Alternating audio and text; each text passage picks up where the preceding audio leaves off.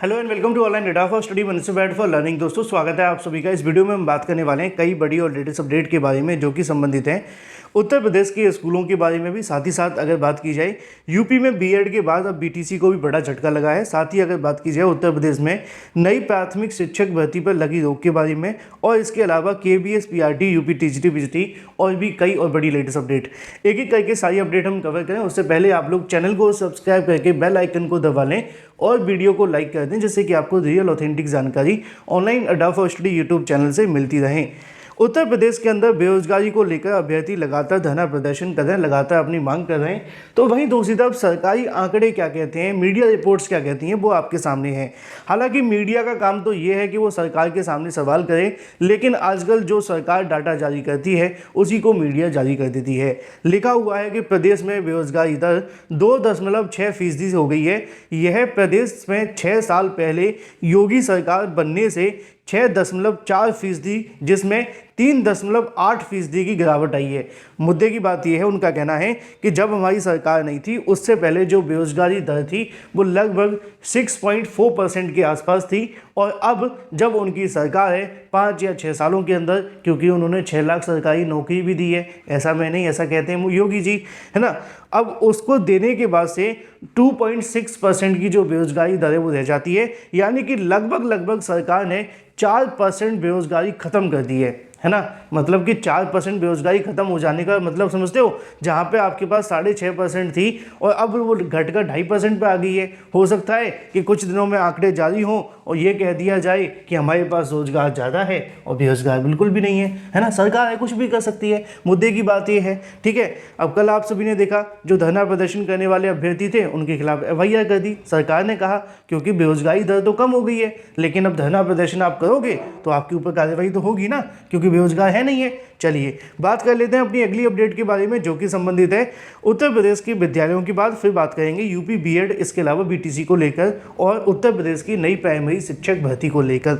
तो दोस्तों यहाँ पे आप सभी को देखने के लिए मिलेगा कि परिषदीय विद्यालयों में 15 अक्टूबर रविवार को मिशन शक्ति कार्यक्रम के अंतर्गत विभिन्न गतिविधियों, इसके अलावा क्रियान्वयन के निर्देश दिए गए थे।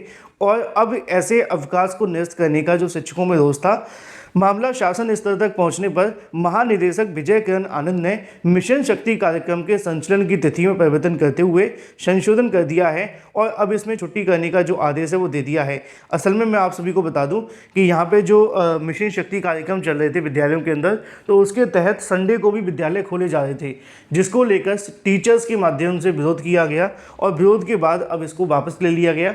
यानी कि आज जो स्कूल खुलने थे उनको अब बंद ही किया जाएगा, यानी कि रखा जाएगा। चलिए बात कर लेते हैं अपनी अगली अपडेट के बारे में जो कि संबंधित है बीएड के बाद बीटीसी को भी लगे झटके के बारे में। पहले बीएड के झटके की बात की जाए तो आप जानते हैं बीएड करने वाले अभ्यर्थियों को, तो अगर बात की जाए अभ्यर्थियों को कोई भी राहत देखने के लिए नहीं मिल रही सुप्रीम कोर्ट ऑफ इंडिया के माध्यम से, क्योंकि लगातार याचिकाएं तो दाखिल की जा रही हैं और बीएड करने वाले अभ्यर्थी अभी भी अधर में लटके हुए हैं प्राइमरी शिक्षक भर्ती को लेकर।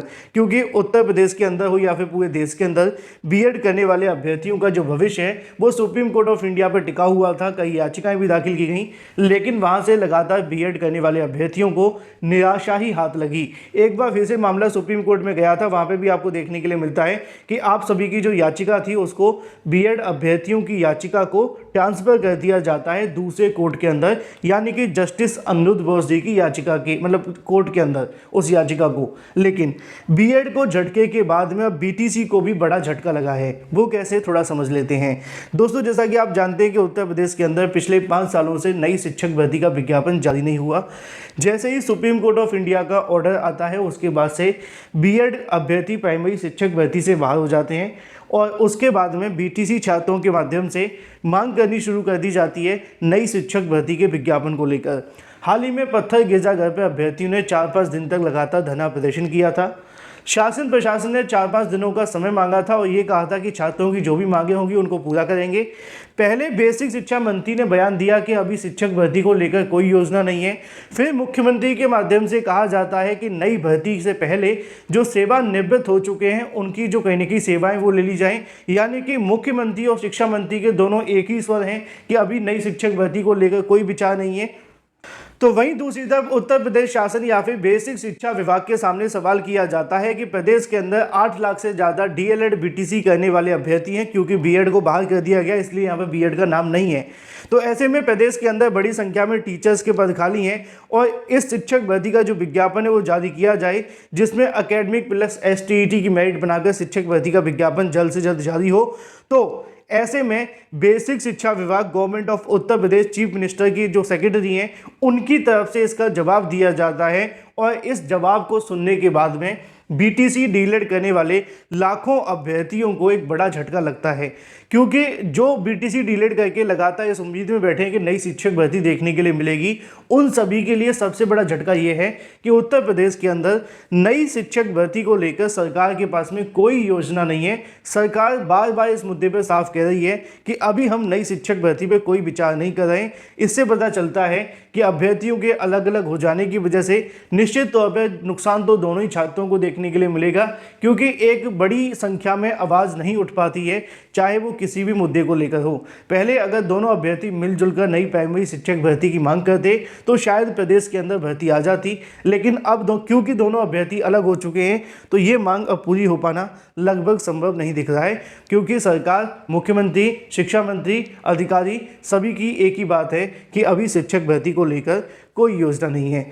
चलिए बात कर लेते हैं अपनी अगली अपडेट के बारे में, जो कि संबंधित है केंद्रीय विद्यालय संगठन के माध्यम से निकाली गई भर्ती को लेकर, जिसमें लिखा है कि कानून अधिसूचना का पालन नहीं किया गया, ऐसा कहना है कोर्ट का।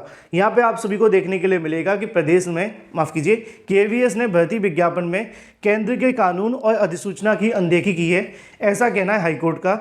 शिक्षण पदों पर भर्ती प्रक्रिया में आरक्षण से मुख्य बाधित व्यक्तियों को बाहर करने जुड़े मामले पर दिल्ली हाईकोर्ट ने टिप्पणी की है। केंद्रीय विद्यालय संगठन ने दिसंबर 2022 में टीचर्स की भर्ती के लिए विज्ञापन जारी करते समय केंद्रीय कानून और नवीनतम अधिसूचना की अनदेखी की है। केवीएस की आलोचना करते हुए मुख्य न्यायाधीश ने सतीश चंद्र शर्मा ने कहा कि केवीएस के आंतरिक समिति से सिफारिश दिव्यांग व्यक्तियों के आधारित अधिनियम 2016 के प्रावधानों के साथ साथ केंद्र के द्वारा जारी की गई अधिसूचना के विपरीत है। वहीं केवीएस की तरफ से पेश हुए अधिवक्ता ने तर्क दिया कि आरक्षण मुद्दे पर इसके द्वारा गठित एक समिति ने दिव्यांग व्यक्तियों के एक निश्चित श्रेणी में शिक्षण कार्य करना देने की सिफारिश की थी। इस तर्क के जवाब में अदालत ने कहा कि केवीएस उन्हें आंकने वाला कोई नहीं है, पदों का पहचान करना और आपका नहीं है, सामाजिक न्याय एवं आधिकारिक मंत्रालय का काम है। मुख्य वादे आरक्षण को बाहर करने पर सवाल उठाते हुए मुख्य न्यायाधीश ने मौखिक रूप से कहा कि ऐसा न करने पर न सिर्फ केवीएस को खेद है, बल्कि इससे ज़्यादा इस बात का दुख है कि मैं एक केंद्रीय विद्यालय का छात्र रहा हूँ। अदालत की उक्त टिप्पणी करते हुए नेशनल एसोसिएशन ऑफ NAD नामक संगठन द्वारा दायर याचिका पर अपना निर्णय सुरक्षित रख लिया है, यानी कि सुनवाई के लिए मामला रिजर्व कर लिया गया है केंद्रीय विद्यालय संगठन मामले को लेकर। और अब इस पर डिसीजन देखने के लिए मिलेगा कि जो केवीएस के माध्यम से केंद्र की अधिसूचना और कानून का पालन नहीं हुआ, इसके खिलाफ अब क्या हो सकता है। कोर्ट अपना फैसला जल्द सुनाएगी। इसी के साथ अगर बात कर ली जाए अपनी अगली अपडेट के बारे में, जो कि संबंधित है यूपी टीजीटी बीजीटी को लेकर, लिखा हुआ है कि 2 DIOs ने नहीं किया था समायोजन प्रक्रिया का अनुपालन। टीजीटी 2016 की जांच जारी है, जैसा कि आप जानते हैं। इसी को लेकर टीजीटी बीजीटी भर्ती के अंदर यहाँ पर लिखा हुआ है कि जो 2 DIOs हैं उन्होंने यहाँ पर समायोजन प्रक्रिया का पालन नहीं किया था, जिसके चलते लगभग 12 लोगों को फर्जी तरीके से चयनित दिखाया गया। और उसके बाद अब मामले की जाँच जारी है, तो धीरे धीरे परतें खुल रही हैं। हर भर्ती के अंदर धांधली भ्रष्टाचार होने से मेहनत करने वाला अभ्यर्थी अपने आप को बेवश पाता है। Thank you for watching this video.